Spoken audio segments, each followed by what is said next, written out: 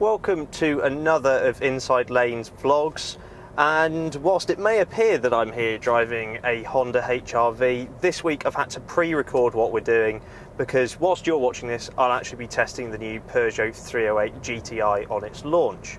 That video will be coming up this week, so stay tuned, stay subscribed, and we'll see whether Peugeot has anything to offer against the likes of Ford's Focus ST.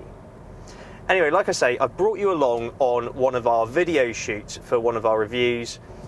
This is the new Honda HR-V, and it's sort of a compact SUV to take on the likes of, I don't know, the Mazda CX-3, which I think is actually a really competent car, so tough competition.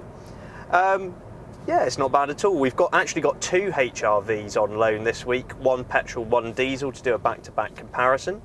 So the white one is the 1.5 litre petrol with the automatic CVT gearbox, and the blue one here is the 1.6 litre diesel with the 6-speed manual gearbox. I will probably not be spoiling too many people's surprise when I say that the manual diesel is the better of the two. But anyway, you have to wait for the full review for all of that to find out all the ins and outs.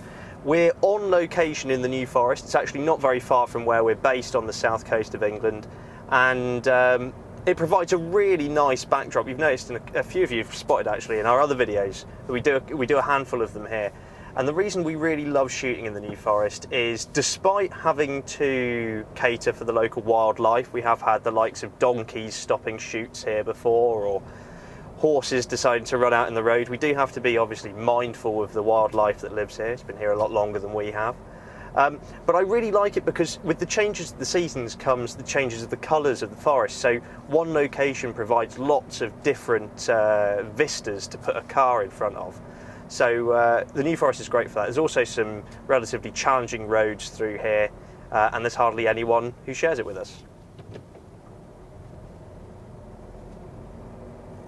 Except cyclists. I hate cyclists.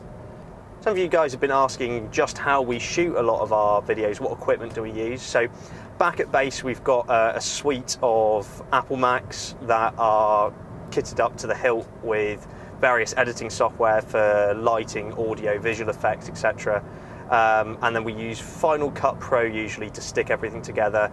It's a really powerful piece of software, and we like it because it does everything that we could possibly ask of it, and that in tandem with other supporting software gives us sort of the end result of what we shoot. But to shoot to begin with, we have a Canon 70D, really awesome camera, quite an expensive bit of kit unfortunately, and that's got an L series lens on it, so a nice wide angle lens for a lot of the stuff we do. Now my colleague Anthony's helping me out today. Now he takes care of all the camera work because, to be perfectly honest, I don't have the patience for it, or the knowledge really of how it all works, and the best focal points and exposure and contrast and all this, that and the other. I'm not that way inclined. I write, I drive, I don't tend to take many pictures. So he's really the expert with that, and to be honest, most of what I'm telling you I'm just regurgitating. Attached to that Canon camera we have a shotgun microphone, which is very good for precise audio pickup from a specific point as we go past a cyclist and some more cows. That's really good for whenever we're doing sort of pieces to camera externally like we do on occasion. I think the first time we used that, this is a fairly recent addition, was on the Rolls-Royce Dawn event where we did a video walk round of the car.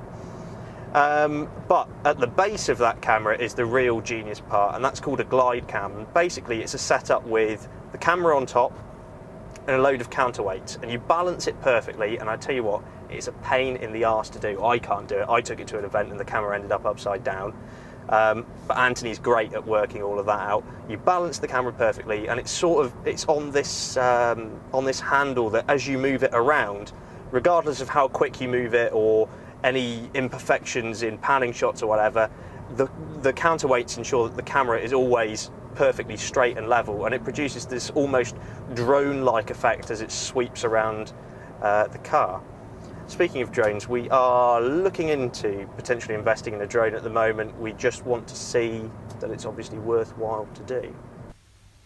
In addition, we also have a collection of GoPros with various mounts, A suction cup mount is something we use quite a lot for the external stuff on cars. And then for audio, we have a series of external microphones.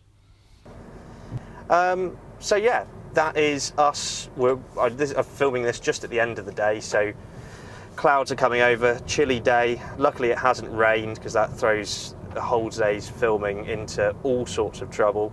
But yeah, so that's a little insight into what we use to film cars. And yeah, keep your eyes peeled for future videos. We recently put out this week the new Peugeot 208 GTI video.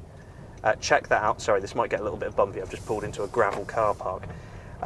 208 GTI video, great car. You saw that in the last vlog. Check out the video review. I'll put a link to it in front of me here. Look out for the HRV review, and of course that 308 GTI review coming to you later in the week.